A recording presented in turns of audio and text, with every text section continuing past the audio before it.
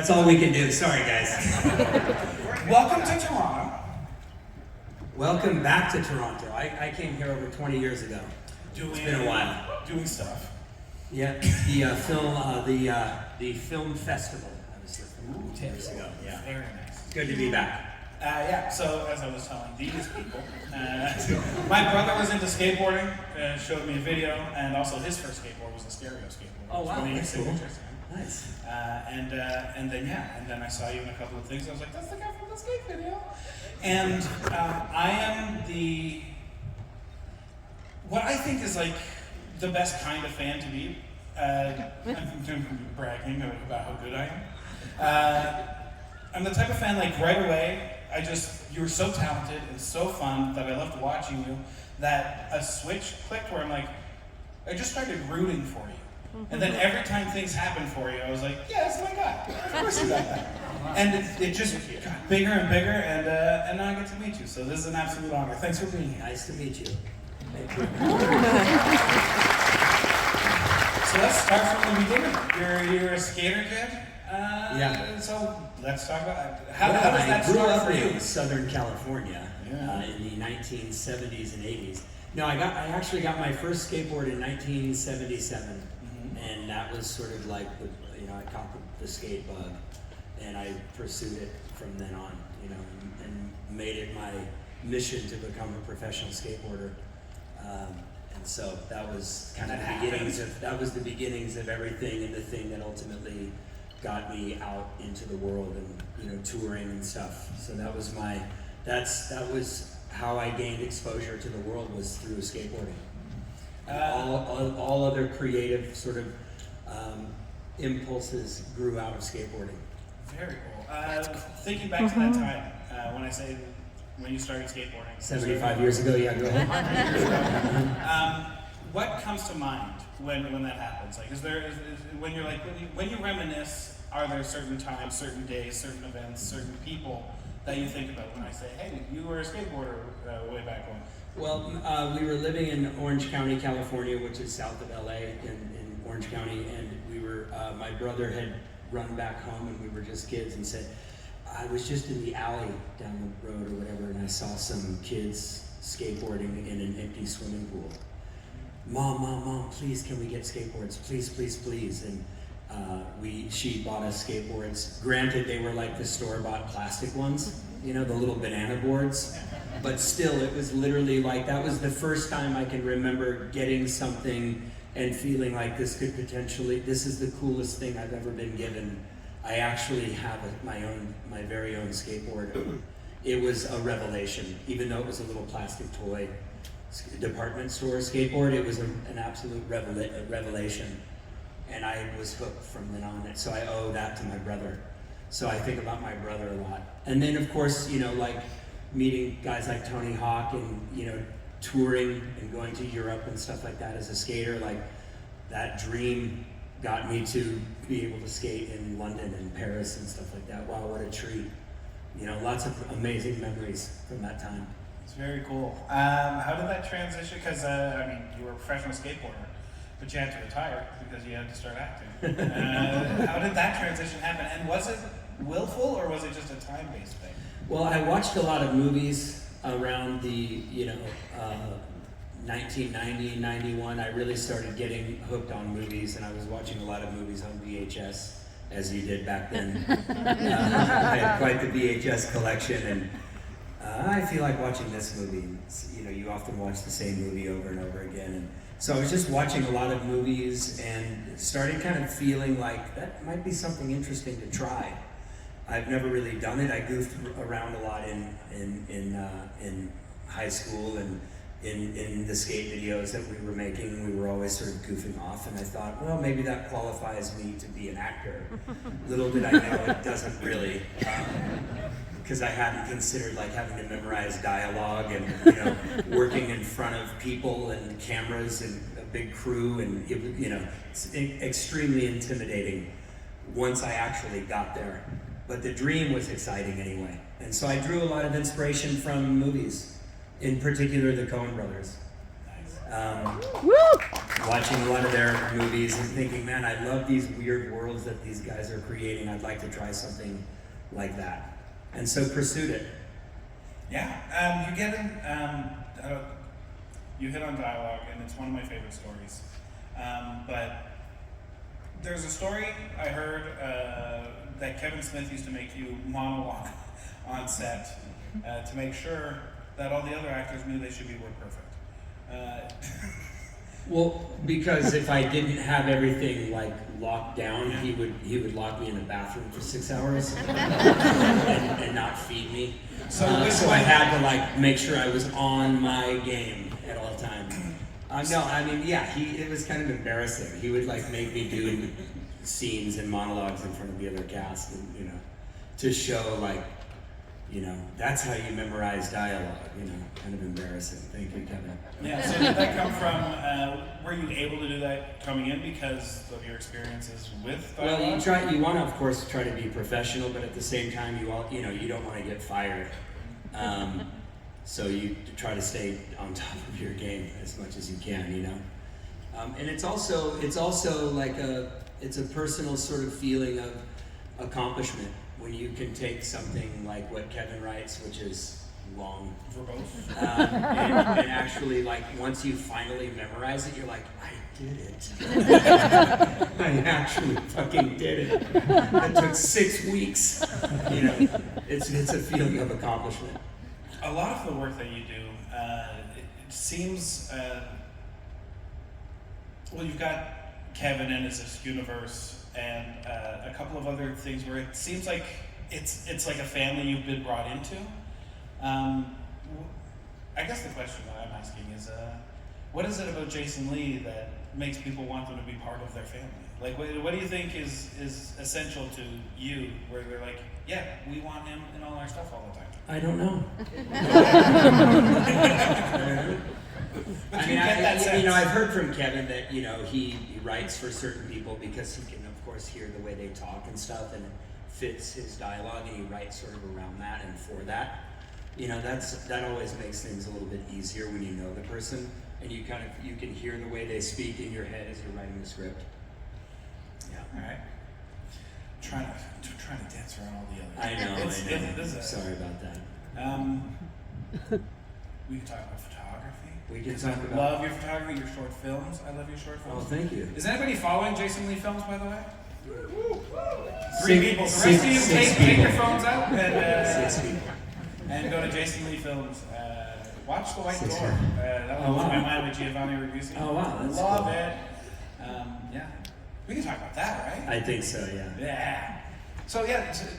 I had directed around 2002, I had directed a music video for Beck, who's a musician, and the idea that I had come up with that, I really kind of liked that idea, and I kind of expanded on it and made a short film based on the idea from the music video, and it was a much longer film, and it was a silent film, sort of to parallel the music video a little bit. And during a break from a TV show that I was working on at the time, we used during that break, we used the soundstage and built a set, and I shot this 35mm short film with some of the crew from that TV show that I was able to use. So that was really, really fun making a silent film. Yeah, 35mm film. Where did the passion for film come from? Because everybody's digital now, so it's something special to say I'm gonna shoot on film. Yeah, I mean, it's kind of just what I've known, in the old skateboarding days. I shot a lot of Super 8 film. When we were making the early stereo videos, we shot a lot of Super 8 film, and I loved having those cameras, and they were always with me. Just little pocket automatic Super 8 cameras, and I was always shooting skating on those, and I was hanging around, of course, a lot of skate photographers and stuff that were documenting what we were doing in skating. And just kind of being around that and the design of skateboard graphics, the visual art side of things, the editing, the sequencing of videos, and that was kind of my world that I really dove into, with passion. And then some years later, when I was working as an actor, I sort of revisited that enthusiasm for filmmaking, and I started talking to the camera crew and stuff, and I started buying cameras. and really dove into film, and that was a little over 20 years ago now, and have just stuck with photography since as a real passion. That's incredible. So all of the things that you do, they're all passion based and take a lot of work and dedication. Is that just do you feel like the next thing you find is going to be the same thing as skateboarding, as acting, as photography? Do you fixate basically? Are you like kind of, yeah. If it's something that really excites me, I try to put everything I have into it for sure. I've tried that with cooking, which I'd love to do, but I'm not very good outside of cooking some ramen noodles, you know. But yeah, that would be something I'd love to explore. Yeah, but I think when I get excited about something, I just kind of dive into it and just want to know as much about it as I can. No, before we go too far, what's your favorite ramen recipe? Just the store-bought stuff. Straight up noodles, you know? Yeah, just noodles and the flavor packets. I saw a funny video on Instagram. It was like a memes thing or whatever, and somebody's talked about how they feel fancy when they add a hard-boiled egg to their ramen and some chives or something like that. That's me, basically. I add some herbs and then I'm good. I feel like a chef. I said herbs, but did you say herbs or herbs here? Yes. You say herbs? We say herbs if you're English, we say herbs if you're French. Okay. Because, so, yeah. If you're French, you add a lot of H's where we wouldn't. By the way, I'm French. Are you? Yeah. Can't you tell? Very good accent. And it's part of Corona. Is French Canadian French? Yeah. I think it's slightly more, and you guys could argue with me with this. I went to France. Okay, this isn't my. And they didn't understand you. No. Very quickly, here's the anecdote from France. I went to buy a shirt for my girlfriend, and I said, "On a besoin, je peux-tu acheter ça en moyen," which is medium. And they said, "No, you only have medium, but can I have small? On a des moyens, mais j'ai besoin en petit." And the lady said, "What?"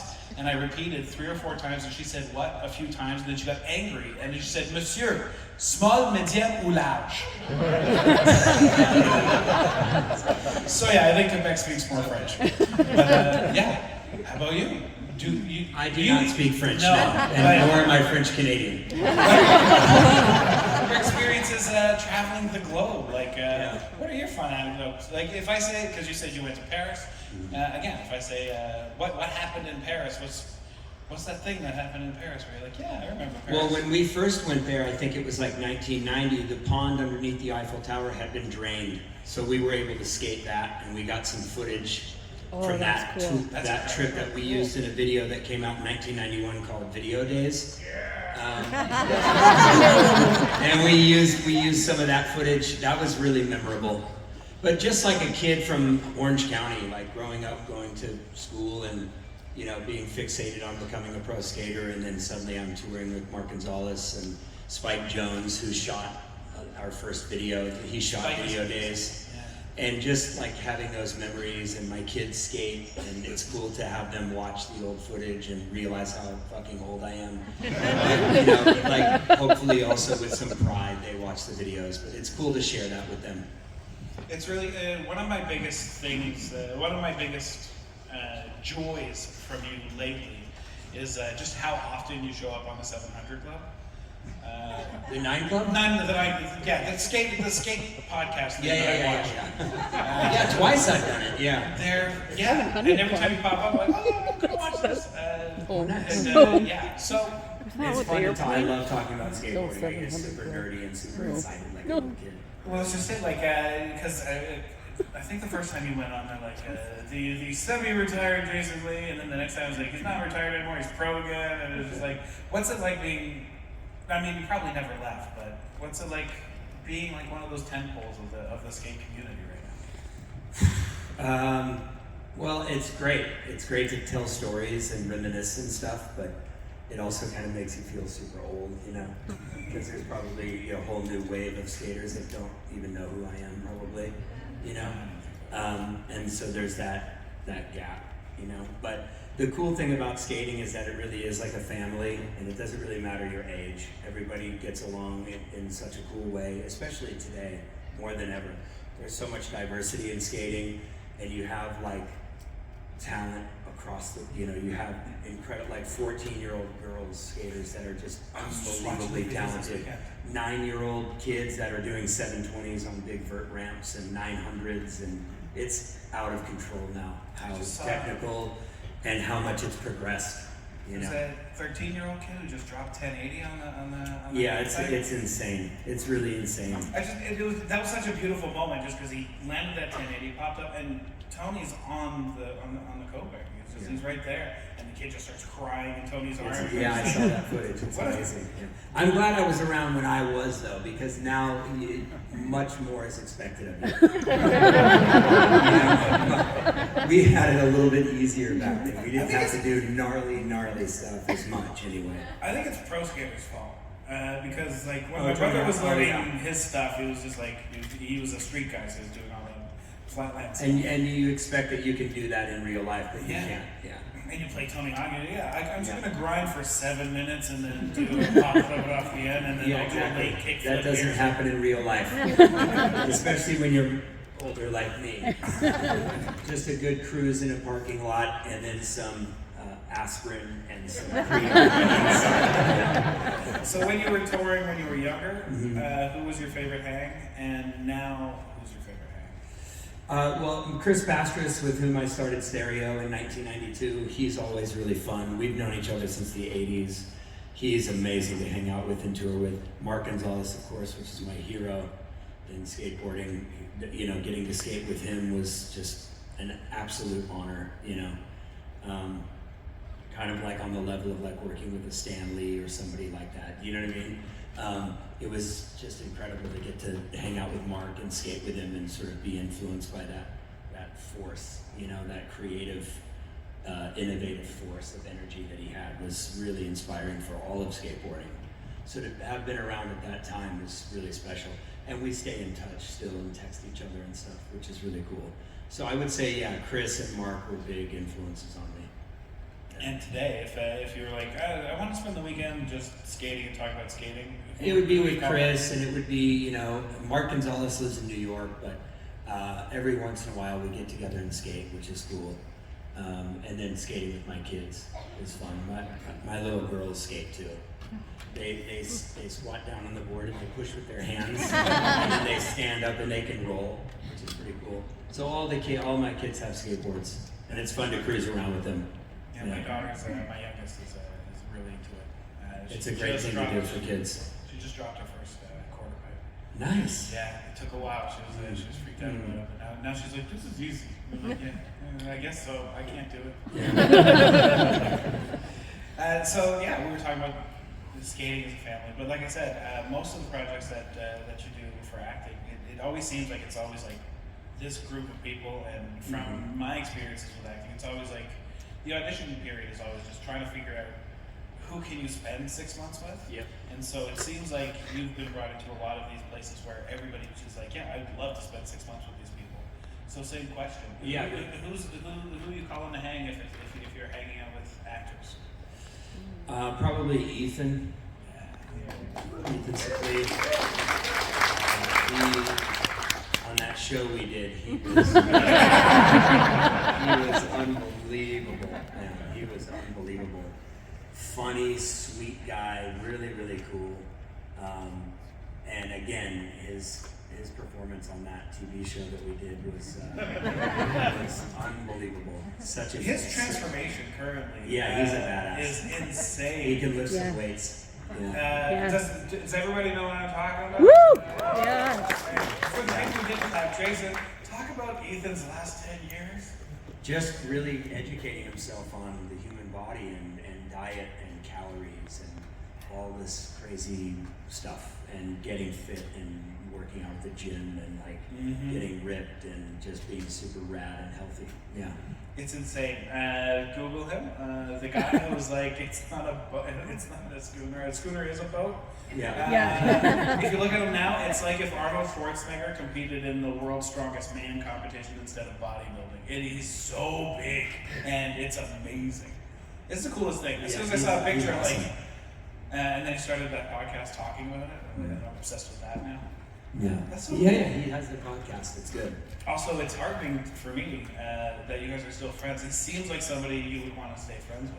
Yeah, just a really good, sweet, awesome dude that loves to just listen, chat, tell stories. Yeah, What very is cool an guy. afternoon with Ethan like if it's just you and Ethan, what is that?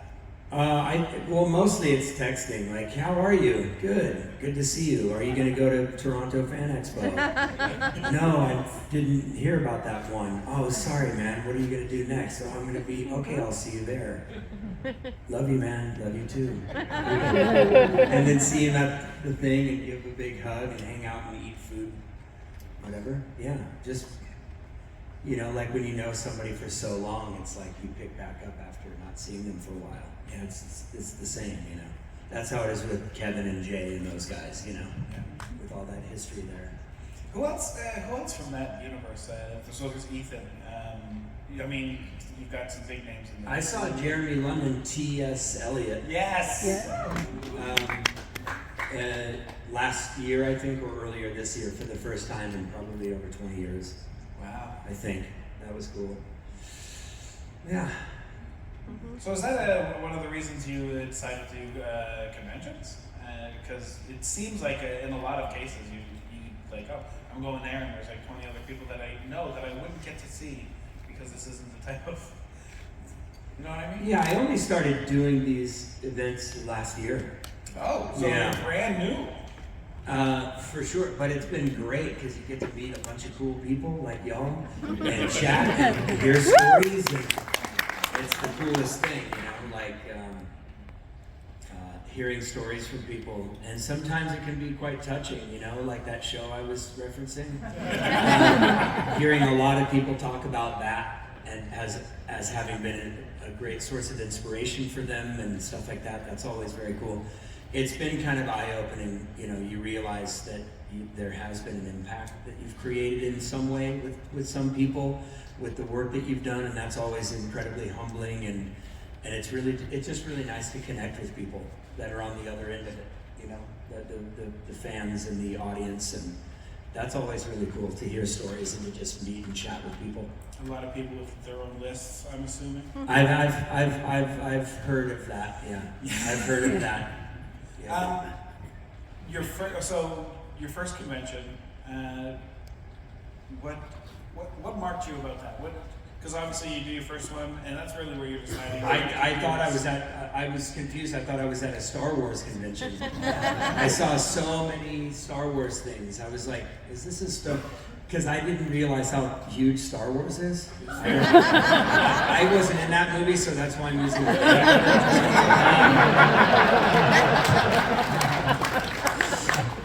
Yeah, it was like it's a huge cultural. Do you guys know about that? Anyway, it was pretty crazy. Really, yeah, just the dedication is what struck me.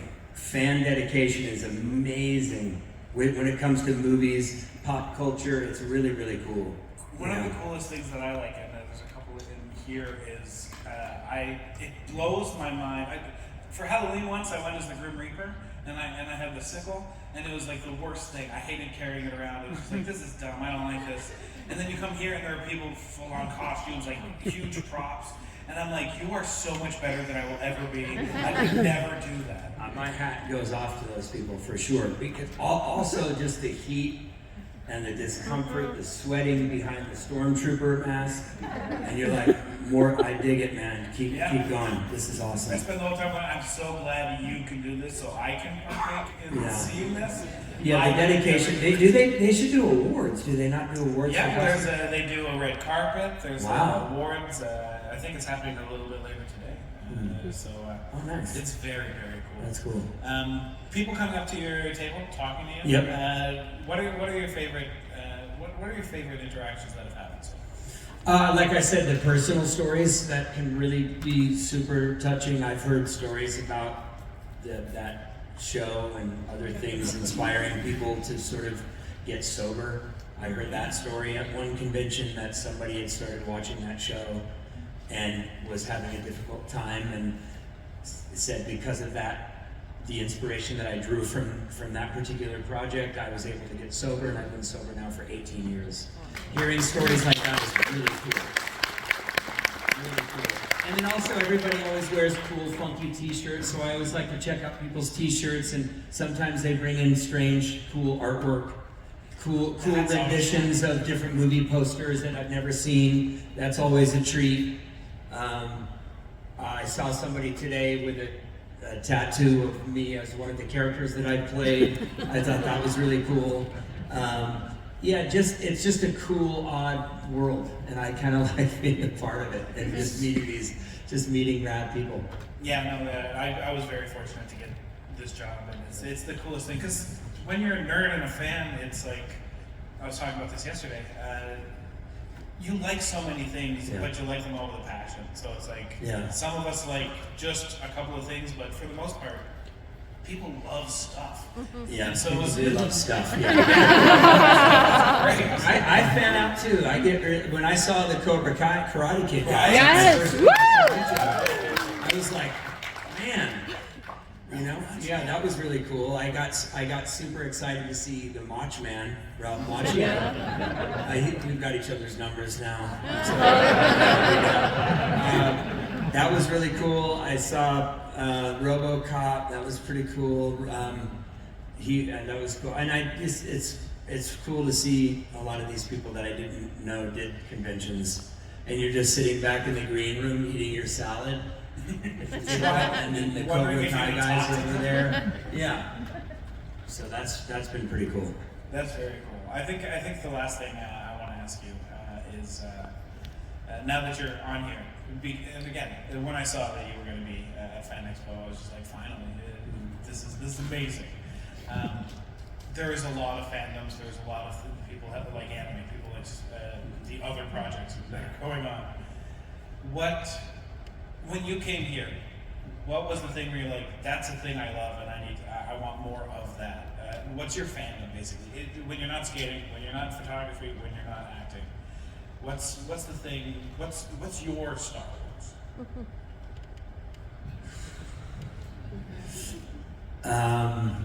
Like the thing that I'm What posters? in would you terms put of on like your pop wall? culture, Yeah. movie, Yeah. you know, that kind of thing.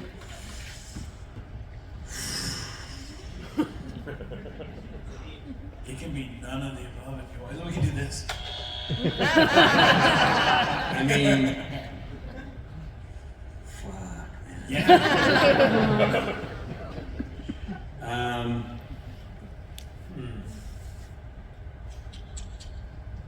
Man, you suck. I know. I'm the worst. I can't figure out an answer for that. What I'd like to see more of Yeah. at cons. Okay, let's do that. Is that what you mean? That's exactly what I meant. You were walking around, you're like, we need it. Where's that thing? I can't really say title. This was your question. It wasn't my question. You just changed it into your Oh, own. you did. Man, I don't know. I mean, the 80s is my thing. Yes. Right? And are we seeing a lot of we see Things are coming back. things are coming back, right? Yeah, a lot of Teddy Because of a Ruxpins. certain show that was really popular that takes place in the Yes. 80s, right? That's a big part of it. Yeah. My teenagers are super into that stuff, and they're really into the 80s, and they act like they know bands that I wouldn't. Right? So what you're saying They're is, like, Dad, you know The Cure? Oh, really? You know, I get that from my 15-year-old daughter. She's like, really? You know who Kate Bush is, Dad? so what you're saying And is, then they're like, "Psh," you know, they do that kind of thing. Like, I was there before you. Don't talk to me like that. I was living in the 80s. You're just pretending to be. ladies and gentlemen, Jason Lee!